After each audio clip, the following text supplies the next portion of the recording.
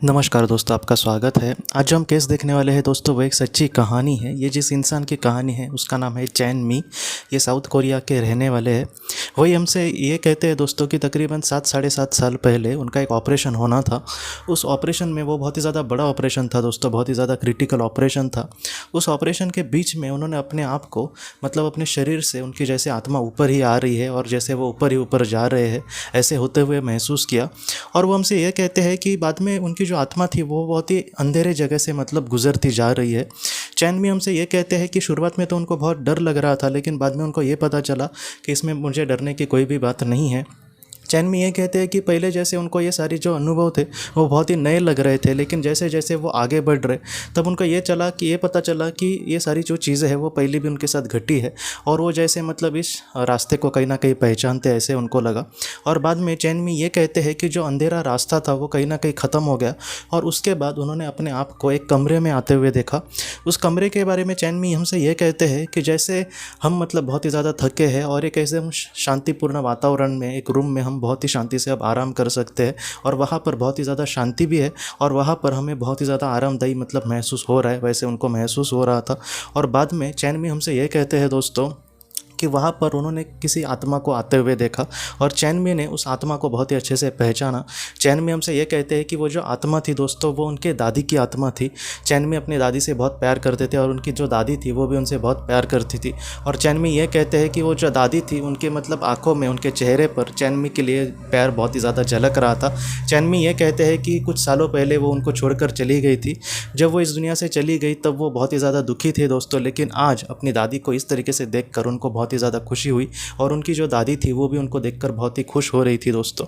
बाद में चैन मी ने उनकी दादी को पूछा कि मैं यहाँ पर कहाँ पर आ गया हूँ, कृपया आप मुझे बताना, क्योंकि आते वक्त मैं थोड़ा सा गुम रहा था, या फिर मुझे थोड़ा सा समझ नहीं आ रहा था कि मैं मतलब कहाँ पे जा रहा हूँ। तब उनकी दादी ने ये कहा कि तुम्हें ज़रा भी डरने की ज़रूरत नहीं है, तुम यहाँ पर बहुत ही अच्छे से महफूज हो सर्वशक्तिमान ईश्वर द्वारा। और उसके बाद उनके दादी ने ये कहा कि तुम अपने जीवन में बहुत ही ज़्यादा डरते हो। चैन मी को भविष्य को लेकर बहुत ही ज़्यादा डर हमेशा रहता था कि कल क्या होगा, कल मेरे साथ कुछ बुरा नहीं ना होगा, या फिर उसके मम्मी पापा के जो रिश्ते हैं उसके साथ वो कभी बुरे नहीं ना होंगे। मतलब वो थोड़ा सा घबराहट जैसे मतलब कुछ लोगों में होती है, ज़्यादा ही होती है कुछ लोगों में, तो वैसे टाइप का थोड़ा लड़का था। लेकिन उसकी दादी ने आज उसको कहा कि तुम्हें ऐसी चीज़ों से डरना नहीं है, मैं हमेशा तुम्हारे साथ हूँ, और कहीं ना कहीं तुम्हारी जो मार्गदर्शक आत्मा है वो भी तुम्हें वक्त वक्त पर बहुत मतलब मदद करने की कोशिश करती है। इसलिए तुम ज़रा भी इन सारी चीज़ों को लेकर डरना मत, क्योंकि ये जो डर है तुम्हें कहीं ना कहीं आगे बढ़ने के लिए रोक सकता है, या फिर ऐसा कर्म, ऐसा कर्तव्य करने के लिए रोक सकता है जो तुम्हें मतलब जीवन में करना होगा। इसलिए ऐसी चीज़ों को लेकर तुम मत डरना, जितना हो सके अच्छे विचार करके, या फिर अच्छा मतलब सोच विचार करके हमें कर्म करना है, और उसके बारे में भी ज़्यादा एकदम सोचते नहीं बैठना है, और निराश नहीं होना है। कभी कभी हम निराश मतलब इतने हो जाते हैं कि हमारे हाथों से भी कुछ अच्छा नहीं हो पाता, तो ऐसा तुम कभी भी मत सोचना। तो चैन मी ने कहा कि हाँ, मैं इस तरीके से अपने जीवन में आगे बढ़ूंगा।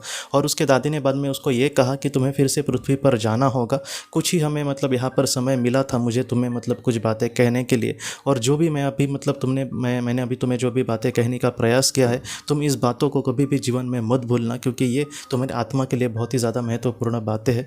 और चैन मी ने कहा कि हाँ, मैं इसी तरीके से जीवन में आगे बढ़ूंगा, और आपका जो आशीर्वाद है, आपका जो प्यार है वो हमेशा मतलब ऐसे ही बना रहे। और उसकी दादी ने कहीं ना कहीं हाँ में मतलब ऐसे गर्दन हिलाई। और बाद में चैन मी हमसे ये कहते हैं कि वो फिर से पृथ्वी पर लौट आए। जब वो फिर से पृथ्वी पर लौट आए दोस्तों, तब वो ये कहते हैं कि जब उनको मतलब होश आया तब उनका ऑपरेशन हो चुका था, और वो बहुत ही अच्छे से हुआ था, उनके परिवार वाले भी वहाँ पर सब थे। और चैन मी ने अपना जो अनुभव था वो सारे अपने मतलब परिवार वालों को कहा, तब उनको भी मतलब उसकी बातों पर पूरा भरोसा हुआ, और जितना हो सका चैन मी कहीं ना कहीं बेखौफ होकर जीने की कोशिश कर रहा है। तो ये जो आज की कहानी है चैन मी की, वो हमें सबसे पहली मतलब ये सीख देती है दोस्तों कि हमारे जो अपने हैं वो हो सकता है कि आज हमें मतलब अपने आंखों से दिख नहीं रहे हो, लेकिन वो उस दुनिया में बहुत ही अच्छे से होंगे, और कहीं ना कहीं वो हमारे साथ कहीं ना कहीं होंगे, बस वो हमें दिख नहीं रहे।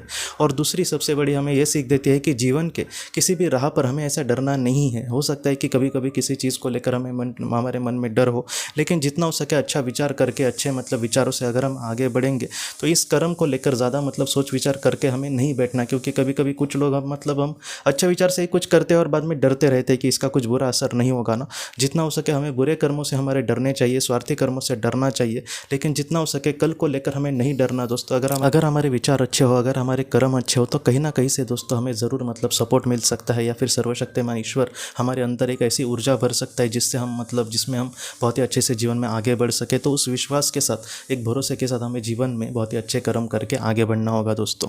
तो दोस्तों हम अपने अगले वीडियो में किसी नए विषय को लेकर मिलेंगे। तब तक आप अपने परिवार का ख्याल रखना।